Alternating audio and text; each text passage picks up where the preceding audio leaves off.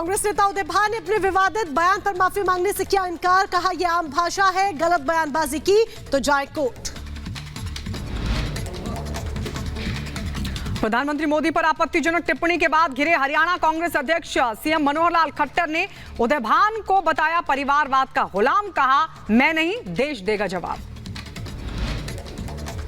उदय भान के विवादित बयान पर बीजेपी नेता यासिर जिलानी ने साधा निशाना, कहा जब जब कांग्रेस पीएम मोदी को गाली देती है नुकसान उसी का होता है, पीएम मोदी की छवि पर नहीं पड़ता फर्क। देश को एक बार फिर वंदे भारत एक्सप्रेस ट्रेनों की सौगात, प्रधानमंत्री मोदी एक साथ 9 वंदे भारत ट्रेनों को दिखाएंगे हरी झंडी। प्रधानमंत्री मोदी दोपहर 12:30 बजे वीडियो कॉन्फ्रेंसिंग के जरिए वंदे भारत ट्रेनों को हरी झंडी दिखाकर करेंगे रवाना। वंदे भारत ट्रेनों के चलने से 11 राज्यों के लोगों को होगा फायदा। भारत संयुक्त राष्ट्र ग्लोबल समिट में यूएनजीए के अध्यक्ष डेनिस फ्रांसिस ने भारत की G20 अध्यक्षता को ऐतिहासिक दिया करार और कहा कि भारत की G20 अध्यक्षता मील का पत्थर साबित हुई। भारत संयुक्त राष्ट्र ग्लोबल समिट में G20 समिट को लेकर विदेश मंत्री एस जयशंकर ने कहा, दिल्ली में एक पृथ्वी एक परिवार एक विश्व की थीम पर सम्मेलन हुआ। संगठन अपने मूल एजेंडे वैश्विक वृद्धि और विकास पर वापस आने में सक्षम। न्यूयॉर्क में यूएनजीए की बैठक में शामिल हुए विदेश मंत्री एस जयशंकर कंबोडिया के पीएम के साथ की द्विपक्षीय बैठक।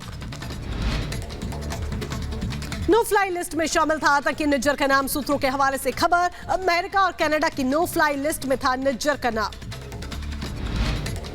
कनाडा में ब्रिटिश कोलंबिया की प्रीमियर डेविड एबी का बड़ा बयान, बोले निज्जर की हत्या को लेकर भारत के खिलाफ जो सबूत दिए गए वो पहले से इंटरनेट पर मौजूद। पेंटागन के पूर्व अधिकारी माइकल रूबिन का बयान, बोले विवाद कनाडा के लिए ज्यादा खतरनाक, कनाडा के खिलाफ भारत का पलड़ा भारी, यूएस को देना चाहिए भारत का साथ। भारी बारिश के बाद बाढ़ जैसे हालात, पानी में डूबी नजर आई बस और कार, बारिश के बाद बिगड़े हालात। नागपुर में आसमानी आफत ने लोगों का हाल बेहाल किया, डूबी नजर आई दुकानें और वैन, तबाही की तस्वीरें आई सामने। भारी बारिश के बाद लोगों के घरों में घुसा बारिश का पानी, पानी में फंसे लोगों का हो रहा रेस्क्यू, राहत और बचाव काम में जुटी रेस्क्यू टीम। गुजरात में भारी बारिश के बाद नर्मदा नदी का बढ़ा जलस्तर, किसानों की फसलों को हुआ भारी नुकसान, जनजीवन अस्त व्यस्त। बिहार के जमुई में बारिश ने बढ़ाई लोगों की मुश्किलें, भारी बारिश के बीच बरनार कॉजवे पुलिया क्षतिग्रस्त हुई, यातायात हुआ बाधित। हैदराबाद में गणपति महोत्सव की धूम, चंद्रयान 3 से प्रेरित होकर बनाया गणपति पंडाल। मध्य प्रदेश के बैतूल में डिप्टी कलेक्टर निशा बांगरे का इस्तीफा नामंजूर हुआ। निशा बांगरे इस्तीफा देकर लड़ना चाहती हैं चुनाव।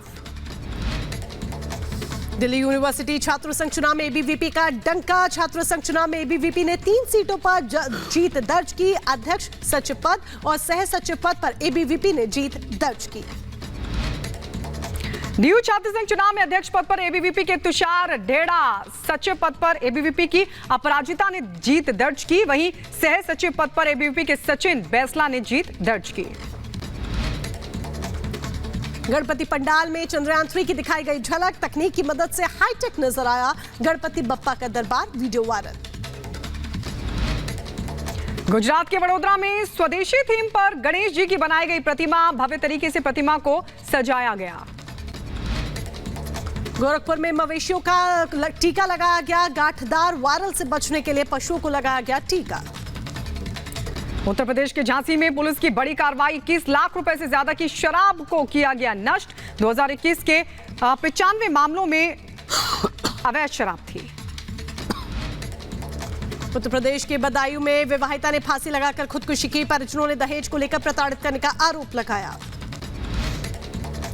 उत्तर प्रदेश के जौनपुर में मेडिकल स्टोर संचालक को बाइक सवार बदमाशों ने मारी गोली, गोली लगने से घायल हुआ शख्स। गुवाहाटी में एसटीएफ टीम को मिली कामयाबी, प्रतिबंधित दवाओं के साथ 6 ड्रग तस्कर गिरफ्तार किए गए। श्रीकाकुलम में चंद्रबाबू नायडू की गिरफ्तारी पर विरोध, दलित संघ के नेताओं और कार्यकर्ताओं ने किया विरोध प्रदर्शन। बुलंदशहर में गैंगस्टर एक्ट के तहत भूपेंद्र और लोकेश के खिलाफ कार्रवाई, पुलिस ने सार्वजनिक मुनादी पर 88 लाख रुपए की संपत्ति कुर्क की। बुलंदशहर में बिजली विभाग के जेई के खिलाफ हुआ प्रदर्शन। भारतीय किसान यूनियन के कार्यकर्ताओं ने किसानों से अवैध वसूली का आरोप लगाया। एससी को सौंपा ज्ञापन।